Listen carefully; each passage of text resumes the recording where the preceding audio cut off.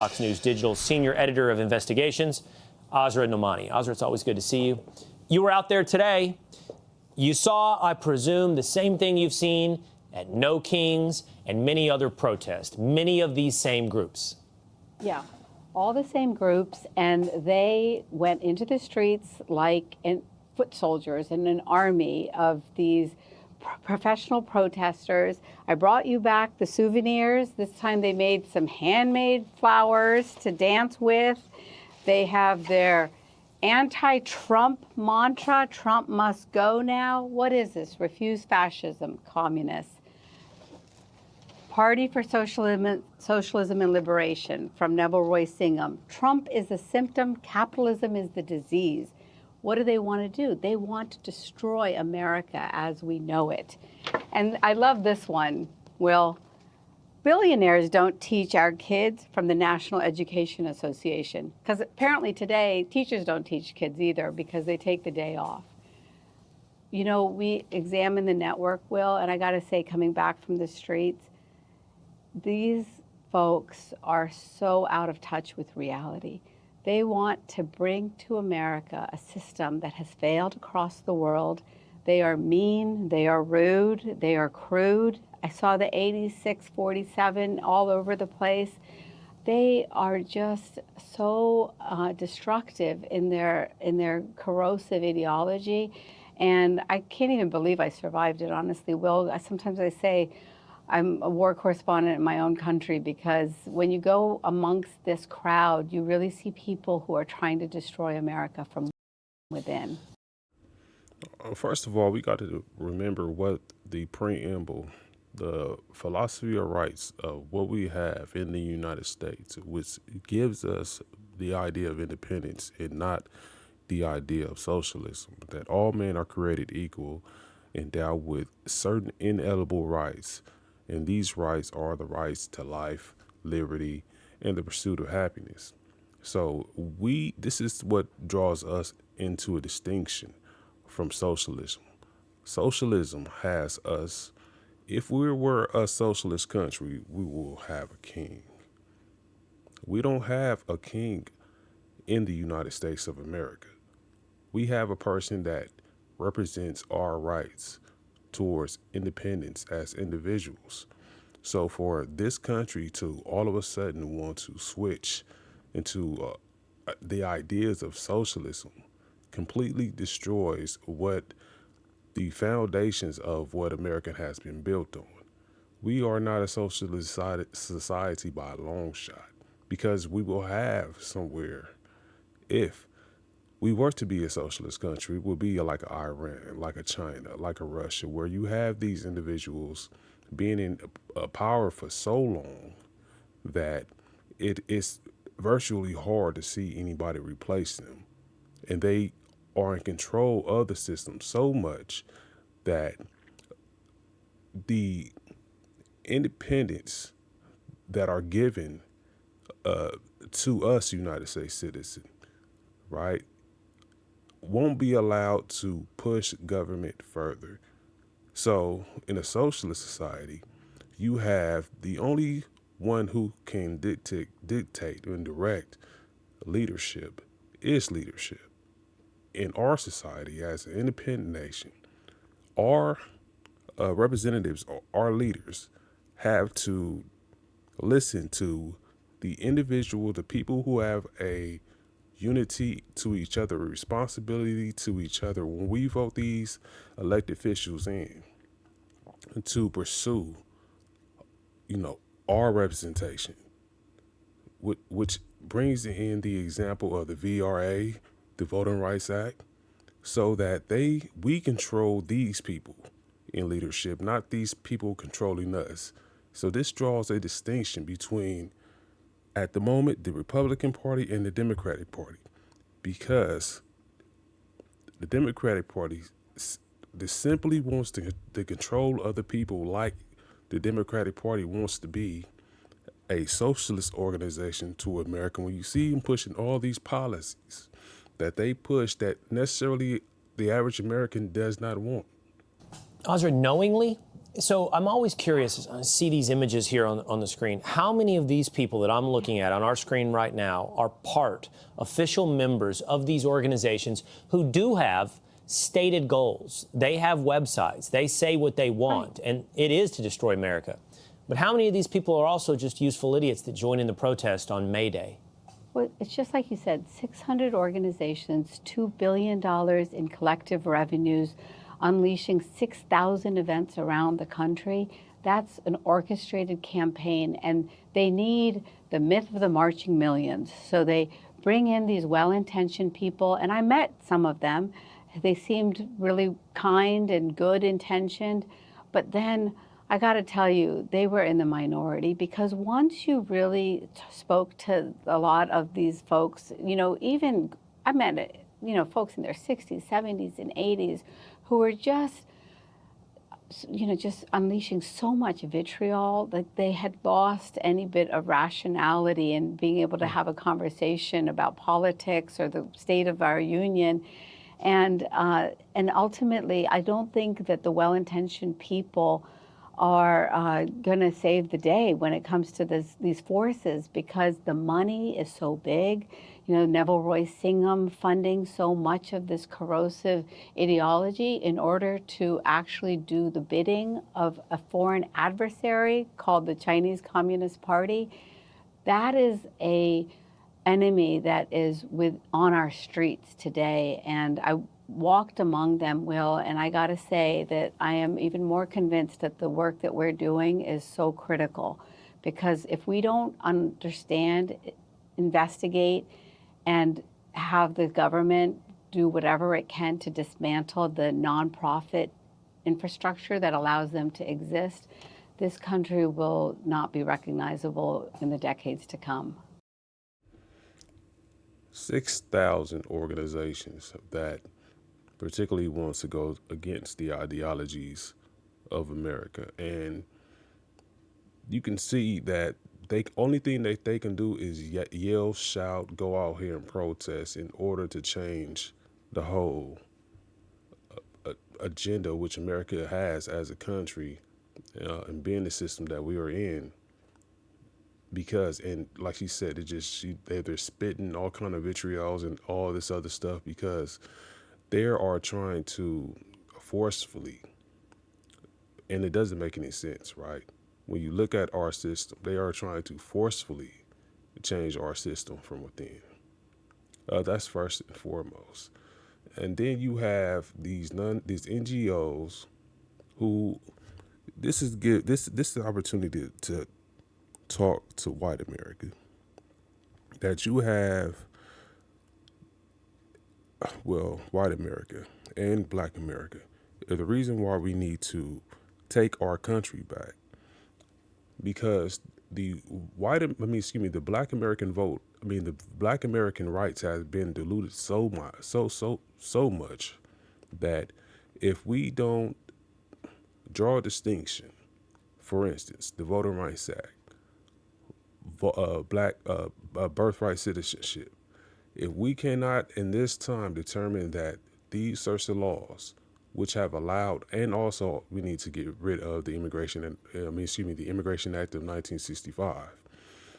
If we don't have a conversation that these two particular laws, that is the birthright citizenship and the Voting Rights Act of 1965, were particularly designed for the benefits of black people and no one else, not large minority groups, not other minority groups, particularly for black Americans.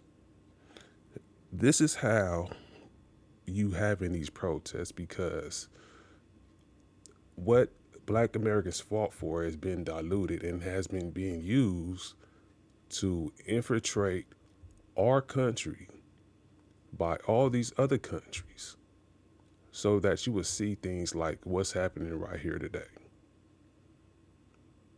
The Immigration Act of 1965 needs to be repealed. Immigration needs to stop completely until this gets under control. You have organizations who have, as you see in these signs, have determined that they want to completely flip the foundings of this country into being a socialist system. And you have a governor like Mamdani in New York who has a socialist agenda for this country. That is terrorism. I'm gonna let it continue because I want to give you the example, exactly what she's talking about, so we can see these folks for who they are. She's given some of the names. There's no reason for these groups to be acting within our system when they are promoting socialism, when they're promoting Soviet Union agendas. We were in a Cold War for what? How many years? In making attempts to try to fight socialism. People have died to defend our rights against socialism. You know, I was watching some of the video a little bit earlier today, Azra, a report from Mike Tobin, who's live in Chicago today. And he had the mayor of Chicago there at the front of the protests, Brandon Johnson, there leading these protests. And I couldn't help but notice that around him were, of course, many of the signs that you just held up, but also flags. I saw flags from virtually every country across the world except for the United States of America. Yeah. I marched, Will, with a woman who was carrying in both hands the flag of the Islamic Republic of Iran. And above her, with the code pink banner. Excuse me, roll me for one quick second, because look, when you see people promoting these protests, Mayor Karen Brass, the governor of Chicago, Illinois, like they say, these left-wing groups push Mayday walkout and boycotts. This party, when they speaking of war and they speaking of civil war and wanting to overthrow America, how this left-wing party, right, has been consistent with diluting the rights of black people when they trying to bind us together with other minority groups and tell us to go out here and pursue and fight with these people, because they know we are the backbone of what those laws fight for, when they were particularly meant for black Americans, not nobody else. These people didn't have to go through Jim Crow. These people didn't get hung. These people didn't have to go through intimidation, go through literacy tests, go through poll tests, nothing like that. But you sit here, you see her here, you see this guy right here, who's been lost in the sauce, who's fell into these ideologies. And what do you see? You see the Civil War happening, right? To where on one side you have the Union, the other side you have the Confederacy. He's on the Confederacy side. He believes that if he wins, that he's going to, like the House black men, I'm not going to say the N-word, that he's going to be rewarded for serving master. If at the end, by the end of the war is won, that he's going to be able to gain that favoritism for master. This is on the Confederate side. This is how this man should be looked at. On the Union side, you have black Americans not participating in this protest. And also, you got to understand that on the Confederate side, they are trying to destroy the Union. So on the other side, the Union side, you have real Americans trying to keep the Union together. And you have black Americans staying out of this whole issue with regards to these walkouts, these boycotts, and these protests. You have to see the dynamics that's being played, because time does run full circle. And he's an individual who is not liked in his state. But he is an example of that time running full circle in that look who's standing behind foreigners who are trying to invade the country, who want to take what they ran from, bring it into this country when they came to this country seeking refuge. In this way, you can understand how there is an invasion and how there has been an invasion as well. There has been an invasion on Black American rights because the Voting Rights Act was for Black people. Birthright citizenship was for Black people. Excuse me, Black Americans. And it's been diluted. So here's an opportunity for white Americans to sit here and have a conversation with Black Americans on the union side, fix this thing, and get these nonprofit organizations up out of here and look at these people for who they are and strip the Democratic Party as a political party for their ability to right to vote on any of our independence that we supposed to be having as a country, where they are trying to strip it away. Shut our government down consistently. Just got out of 73? They shut down with regards to securing our borders and paying our federal bounty hunters, ICE, when all along ICE has been doing the same thing. We don't need any reforms for you to protect these people who believe in socialism when we are an independent nation and believe in our independence as our philosophy of rights. It goes contrary to our beliefs. Was the flag of Venezuela supporting the communist regime there, the flag of Palestine supporting the tyrants that are actually Hamas, and the ideology of all these autocratic nations like Cuba, North Korea, and China were flying just, boldly right by the White House, Will. That's the beauty of the United States of America, and it is also going to be our Achilles heel, because this is, not to mix metaphors, but like a Trojan horse coming into the United States through all the freedoms that we allow, literally marching in front of the White House, yelling to 86, the President of the United States. Yeah. It's distressing.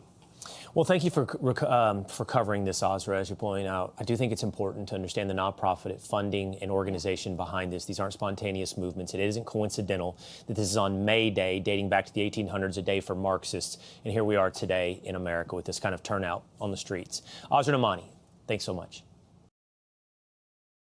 I want to switch the tables for a moment, right? Because I want us to take a look at another thing and another respect on how the American culture is being disrespected, right? And I'm gonna turn this over to the whole argument with regards to Black reparations, right? As we have, through the Voting Rights Act, allowed these individuals to get elected,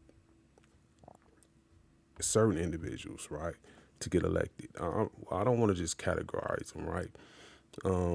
But we've allowed individuals to get elected, right, who doesn't have any remorse or any sentiment towards the Voting Rights Act, and believe that certain individuals within this country has done nothing to catapult them forward, as they have been diluting the whole law in which they have benefited from.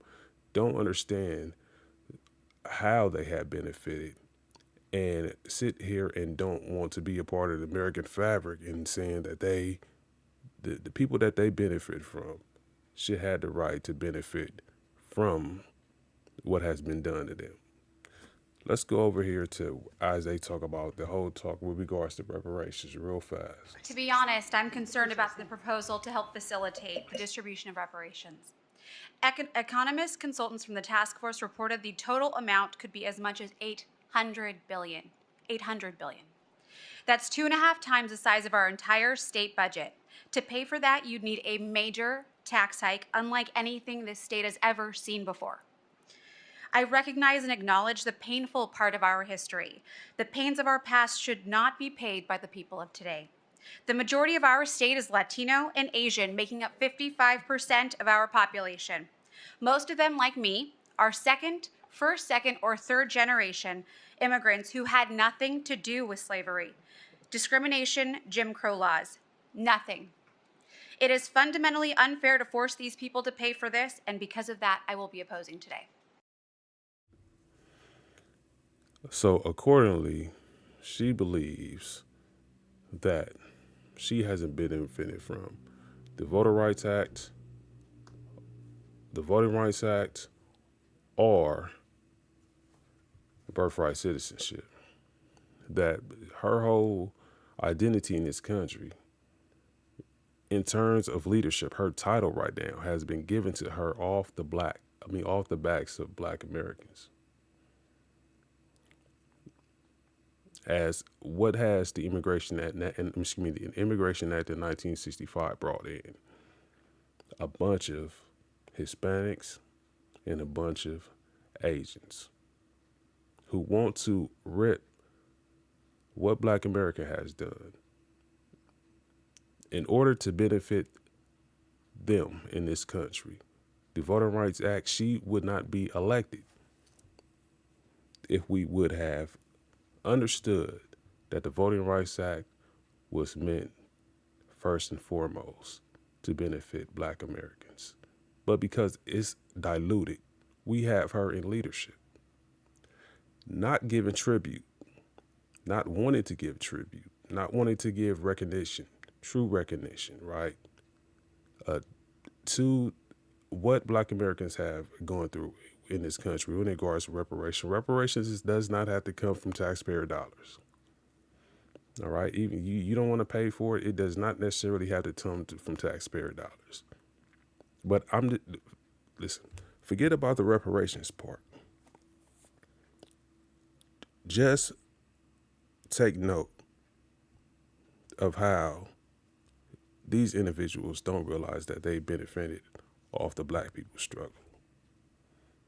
Certain individuals in this country don't realize how much they have benefited from the Black American struggle, while at the same time not want to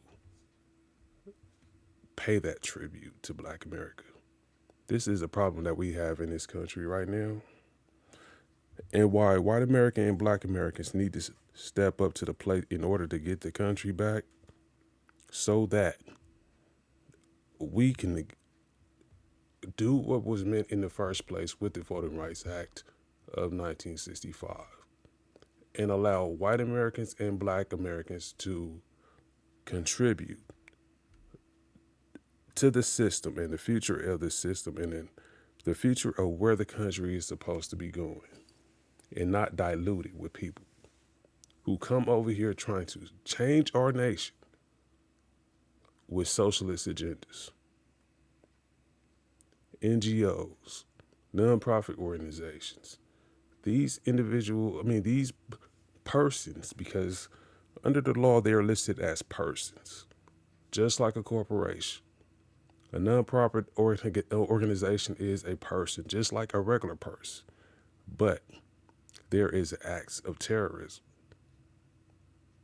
There is acts to wipe away everything that white America and Black America in their domestic fighting through all the wars that we fought together in order to make this country what it is today. These people do not appreciate it. As we look at May Day, we need to look at it in the correct way. As we look at these protests to overthrow our government, for these individuals to shout while they are getting paid by foreign actors to participate and to organize against the philosophical rights that we have in this nation.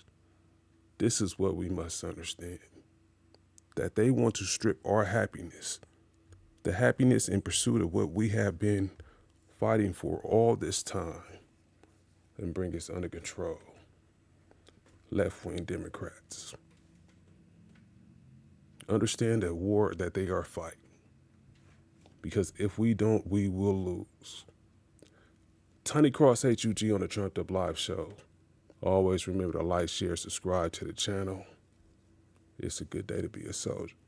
They said transformation was impossible. Faith, facts, and fire. Tiny Cross-H.U.G style.